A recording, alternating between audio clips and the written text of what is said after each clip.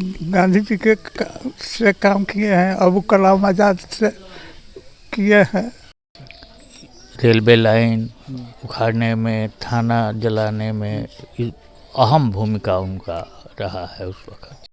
थोड़ा सा इसके लिए मन दुखी रहता है कि मान लीजिए स्वतंत्रता सेनानी थे, वो लोग बहुत कुछ किए देश के लिए, लेकिन शिलापट पे नाम उन लोगों का दर्ज नहीं हुआ।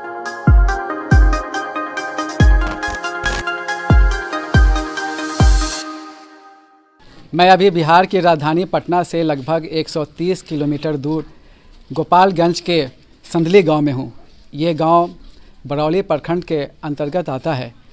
इस गांव की खासियत ये है कि 1947 से पहले जब आज़ादी की जंग लड़ी जा रही थी, यहाँ के कई लोग आगे थे। उन्होंने आज़ादी की जंग में हिस्सा लिया और अंग्रेज़ों के ख़िलाफ़ लड़ाई लड़ी और सक्रिय भूमिका निभाई। उन्हीं में से एक थे मौलाना अब्दुल अज़ीज़। अब्दुल अज़ीज़ के वालिद का नाम अमीर हसन था, जो स्वतंत्रता सेनानियों के नरम दल से ताल्लुक़ रखते थे। अब्दुल अज़ीज़ ने लखनऊ से मजहबी तालीम हासिल की थी, इसलिए मौलाना कहलाते थे। बाद में वो कलकत्ता चले गए और मज़दूर लीडर बन गए। वहीं सुभाष चंद्र बोस के संपर्क में आए और क्रांतिकारी बन गए। गांव आकर उन्होंने नौजवानों को संगठित किया और जंग आज़ादी की क़यादत की। ज़्यादा जानकारी के लिए बिहार लोक संवाद ने अब्दुल अज़ीज़ को नज़दीक से देख चुके संदली गांव के 105 वर्षीय मोहम्मद सग़ीर से बात की। बातचीत करते हुए सग़ीर कई बार रो पड़े। मेरे साथ अभी इसी गांव के हैं मोहम्मद सग़ीर साहब, जो मौलाना अब्दुल अज़ीज़ साहब के साथ रहे हुए हैं। कहते हैं कि तब ये काफ़ी छोटे थे। मौलाना अब्दुल अज़ीज़ साहब को जानते हैं आप? अच्छा, खुद जानते हैं जी। क्या थे वो? हम लोग थाना पकड़ने को गए, उनके साथ गए थे। तार रेलवे के तार काटे,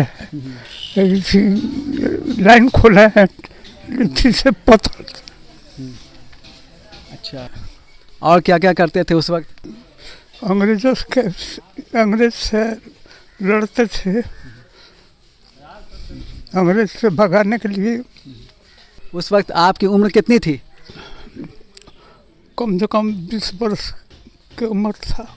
अब्दुल अज़ीज़ साहब किन किन लोगों के साथ काम किए थे? गांधी जी के से काम किए हैं, अबुल कलाम आज़ाद से किए हैं। कुछ लोग कहते हैं कि सुभाष चंद्र बोस के साथ भी काम किए हैं, सही बात है? हाँ, उनको साथ धर्म प्रसाद थे सुभाष चंद्र बोस। मेरे साथ अभी संदली गांव के परमानंद मिश्रा जी हैं। ये मौलाना अब्दुल अज़ीज़ साहब के साथ रहे हुए हैं, हालांकि उस वक्त छोटे थे। ये कितने छोटे थे आप? हम बिल्कुल, मतलब होश तो था लेकिन छोटे थे। अच्छा। क्या जानते हैं उनके बारे में आप? जानते तो बहुत हैं, मैंने लोगों के द्वारा उनके बारे में जो जानकारी हुई है, उस वक़्त की वो सबसे मतलब जुझारू पुरुष थे।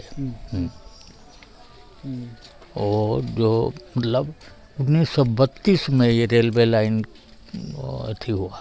अच्छा।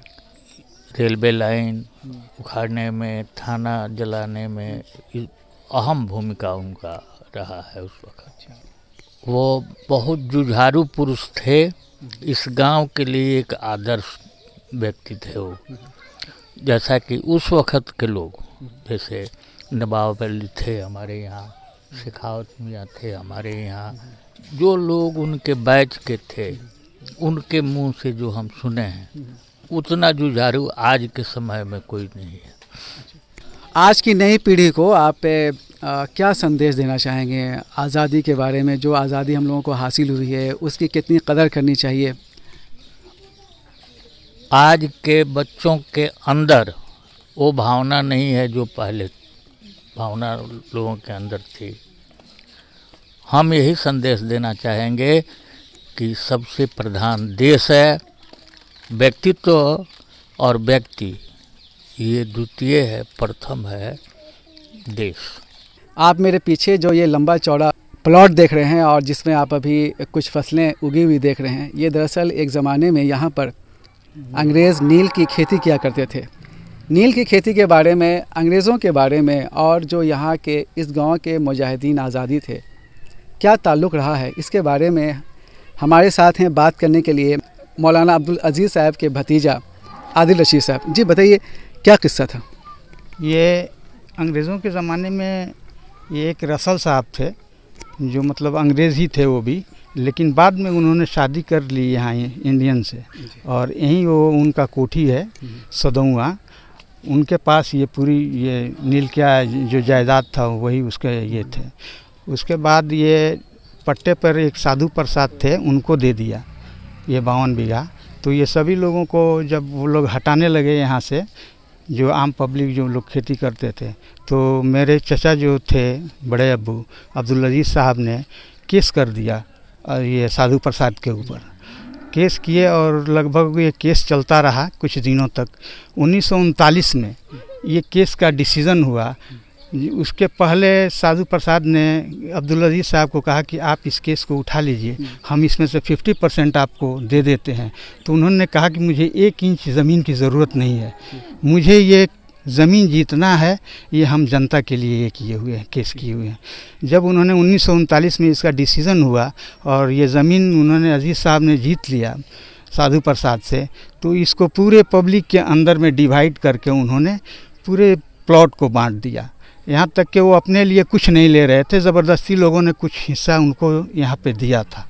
मैं अभी रतन सराय स्टेशन के पास हूँ और ये संदली गांव से लगभग 1.5 किलोमीटर के फासले पर है। हमारे साथ मौलाना अजीज़ के पोता यहाँ पर मौजूद हैं। हम उनसे बात करते हैं कि गोदाम लूटने और अनाज बांटने का क्या किस्सा है। जी बताइए। जी, मेरे दादा मोहम्मद अजीज़ साहब जो थे, मौलाना अजीज़ साहब, उन्होंने जब अंग्रेज़ यहाँ पे रहते थे, तो 1942 के मोमेंट जब हुआ था, उस टाइम में यहाँ पे एक ये जो स्टेशन दिखाई दे रहा है, यहाँ पे एक गोदाम हुआ करता था और इस रूट पे हमेशा ये मालगाड़ी चला करती थी, जिस पे उन्होंने क्या किया था, जब आंदोलन हो रहा था उस समय उन्होंने क्या किया था, इस रेलवे लाइन को रोक करके और अनाज को क्या किया था, उतार लिया था।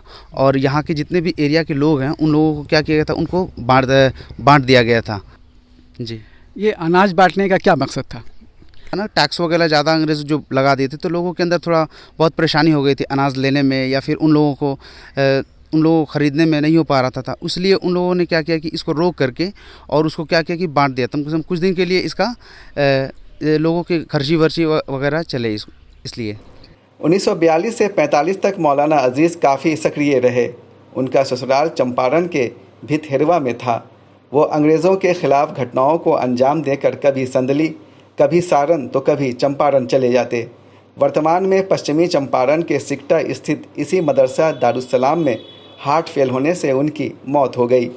पकड़ाने के डर से वो यहीं छिपे थे। अंग्रेज़ों का मौलाना अजीज़ को ज़िंदा पकड़ने और देखते ही गोली मार देने का अरमान अधूरा रह गया।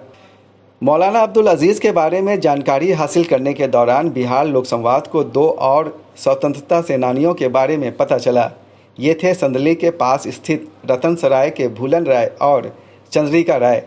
गांव वालों ने स्वतंत्रता संग्राम में बिहार के पूर्व मुख्यमंत्री अब्दुल गफूर के योगदान का भी जिक्र किया। अब्दुल गफूर का संबंध मूल रूप से बरौली प्रखंड से ही था। वर्तमान में उनका मज़ार माझा ब्लॉक के सड़िया गाँव में है। देखने से नहीं लगता कि ये मज़ार किसी मुजाहिद आज़ादी और बिहार के चीफ मिनिस्टर रह चुके किसी शख्स का है। आप मेरे पीछे जिस प्रतिमा को देख रहे हैं, ये भूलन राय की है। भूलन राय स्वतंत्रता सेनानी थे, बाद में विधायक भी बने। ये वही भूलन राय हैं जिनके साथी थे मौलाना अब्दुल अजीज़। हमारे साथ अभी हैं भूलन राय के पोता। उनसे बात करते हैं कि भूलन राय का क्या योगदान रहा था स्वतंत्रता संग्राम में।